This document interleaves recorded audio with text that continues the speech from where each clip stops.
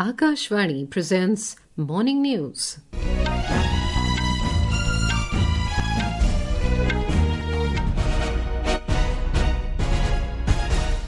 Good morning. I am Meenakshi Sant. The headlines. Prime Minister Narendra Modi leaves on a 5-day visit to Cyprus, Canada and Croatia.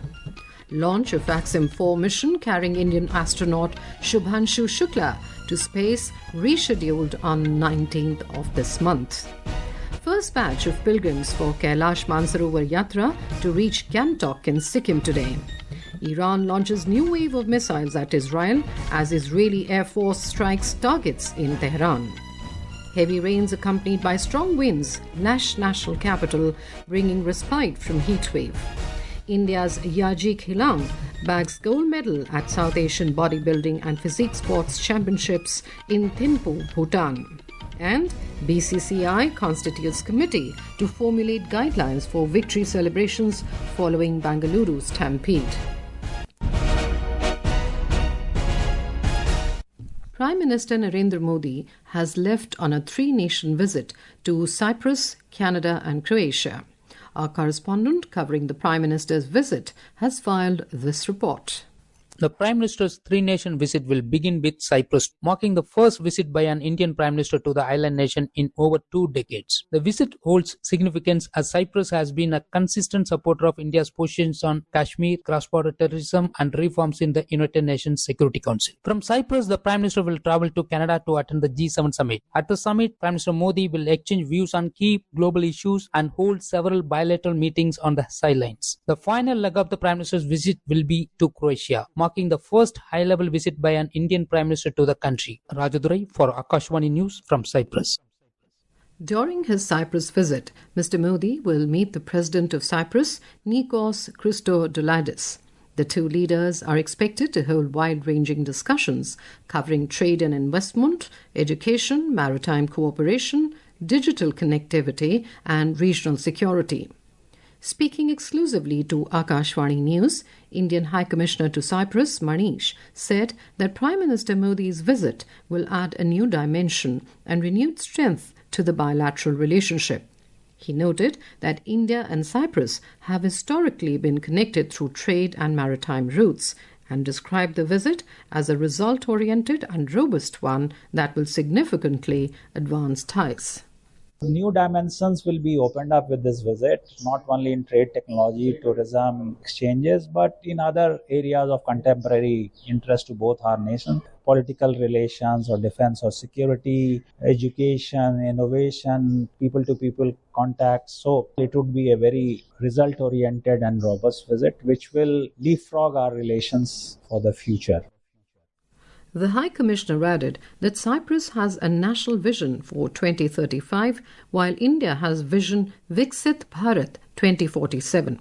He said there's a strong synergy between the two countries and expressed confidence that the two leaders will outline a roadmap to intensify and diversify cooperation. We have a vision for 2047. So there is a synergy and there are opportunities in each other nation. So the two leaders, when they sit and talk, they will definitely come out with a roadmap to further intensify and strengthen our relations. In his departure statement, the Prime Minister highlighted that Cyprus is a close friend and an important partner in the Mediterranean region and the EU. He added that the visit provides an opportunity to build upon the historical bonds and expand our ties in the areas of trade, investment, security, technology, and promote people-to-people exchanges. On his Canada visit, the Prime Minister said that the G7 summit will provide space for exchange of views on pressing global issues and the priorities of the Global South. He is looking forward to engaging with leaders from partner countries. On his Croatian visit, Mr. Modi highlighted that both the countries enjoy centuries-old cultural links. He added that as the first visit by an Indian Prime Minister to Croatia, it will open new avenues for bilateral cooperation in areas of mutual interest. The Prime Minister noted that this 3-nation tour is also an opportunity to thank partner countries for their steadfast support to India in its fight against cross-border terrorism and to galvanize global understanding on tackling terrorism in all its forms and manifestations. The much-awaited AXM-4 mission carrying Indian astronaut Shubhanshu Shukla to the International Space Station ISS has been rescheduled for June 19, 2025. This announcement came after the successful resolution of technical issues that had delayed the mission. We have a report from our correspondent. The mission faced two main technical problems that required careful attention. During a follow-on coordination meeting between ISRO, Axiom Space and SpaceX, it was confirmed that the liquid oxygen leak observed in the Falcon 9 launch vehicle has been successfully resolved. Routine pre-launch inspections and forced the postponement of the original June 11th launch date. This mission holds tremendous historical significance for India. If successful, Shukla will become the first Indian astronaut to visit the ISS and the second Indian in the orbit, after cosmonaut Rakesh Sharma, who flew to space in 1984. The experience gained from this ISS mission will directly benefit India's future space endeavours and strengthen the country's position in global space exploration. Jigyasa Pandey, Akashvani News, Delhi. In Sikkim, the first batch of pilgrims for the Kailash Mansarovar Yatra will reach Gangtok today. Sikkim government has made all arrangements to welcome them, and Kailash Mansarovar Yatra is going to begin on the 20th of this month after a gap of 5 years. Talking to Akashvani News, Additional Chief Secretary of Tourism and Civil Aviation Department, C.S. Rao, said that the first batch of a group consisting of 35 yatris along with government officials will reach today. They will be staying at 15th Mile and Sherathang for 4 days for acclimatization. During this period, senior defence and government officials will brief them. On the 20th of this month, Chief Minister Prem Singh Tamang will flag off the yatra at Nathula. Mr. Rao said that the pilgrimage will get all the medical and other requirements.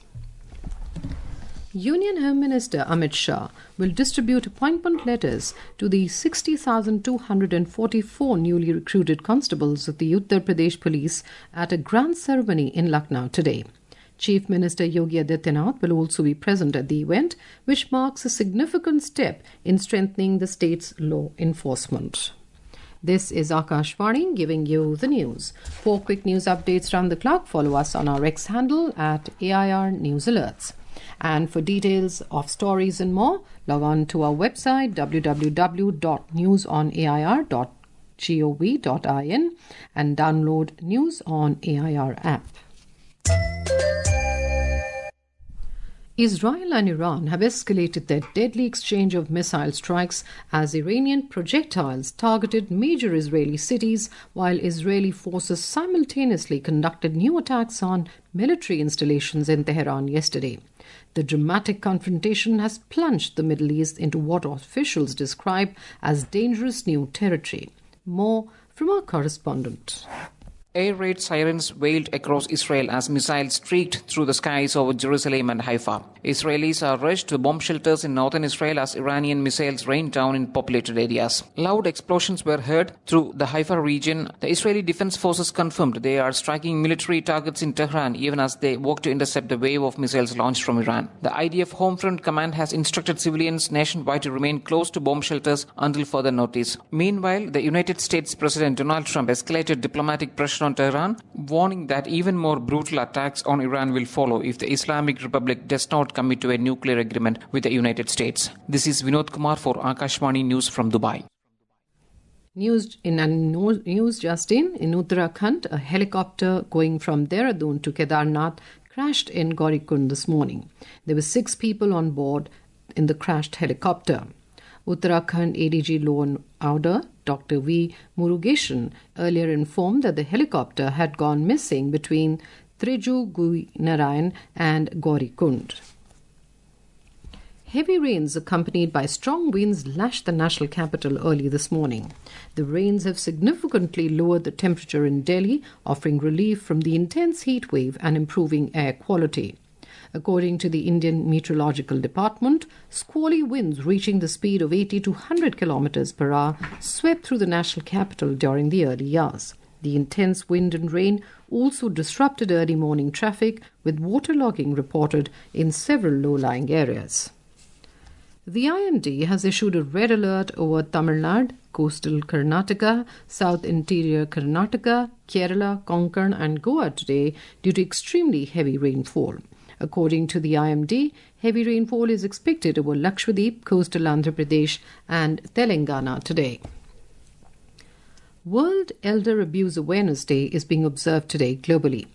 The day provides an opportunity for communities around the world to promote a better understanding of abuse and neglect of older persons by raising awareness of the cultural, social, economic and demographic processes affecting elder abuse and neglect. The theme for this year is addressing abuse of older adults in long-term care facilities through data and action. The youth and elders share notably stronger traditional values and intergenerational bonds in non-metro cities than metros, reveals a first-of-its-kind study conducted by HelpAge India to mark the World Elder Abuse Awareness Day, WEAAD, today. More from our correspondent.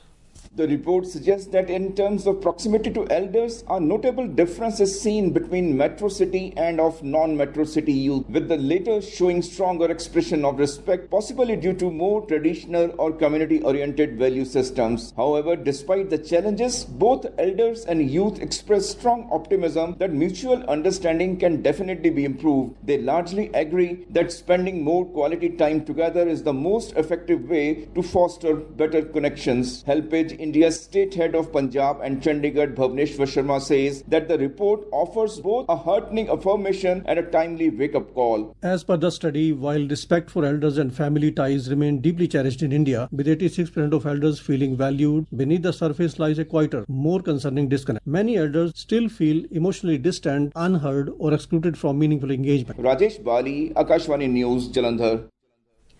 Moving on to the world of sports, India's Yajik Hillang won the gold medal at the 15th South Asian Bodybuilding and Physique Sports Championship 2025 at Thimphu in Bhutan yesterday. We have more from our sports desk.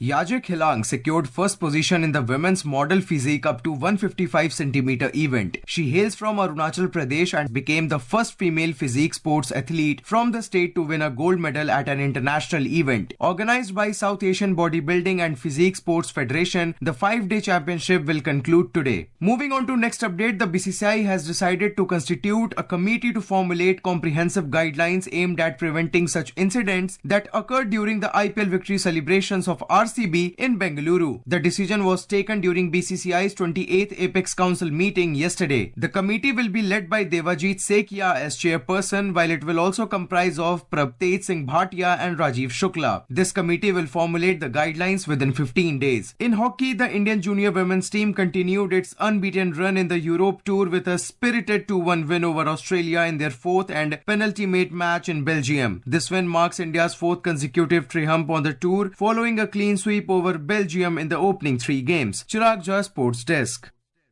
And now for a look at today's newspapers. It's over to you, Saira Mushtaba. Thank you, Meenakshi. The horrific crash of Air India flight AI-171 at Ahmedabad continues to dominate the headlines of all newspapers.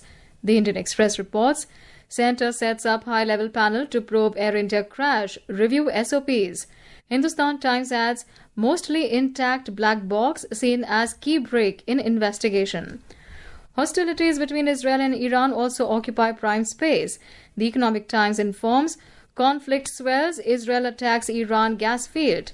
Economic Times also notes on its front page, first foreign trip since Operation Sindoor, Canada ties in focus as PM attends G7 next week.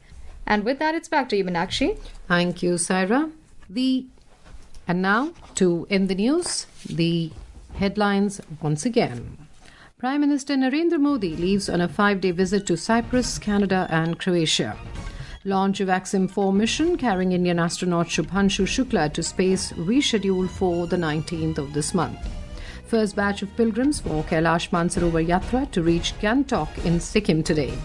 Iran launches new wave of missiles at Israel as Israeli Air Force strikes targets in Tehran. Heavy rains accompanied by strong winds lash national capital, bringing respite from heatwave. India's Yajik Hillang bags gold medal at South Asian Bodybuilding and Physique Sports Championship in Thimphu, Bhutan. And BCCI constitutes committee to formulate guidelines for victory celebrations following Bengaluru stampede. And with that, we end the morning news. Have a nice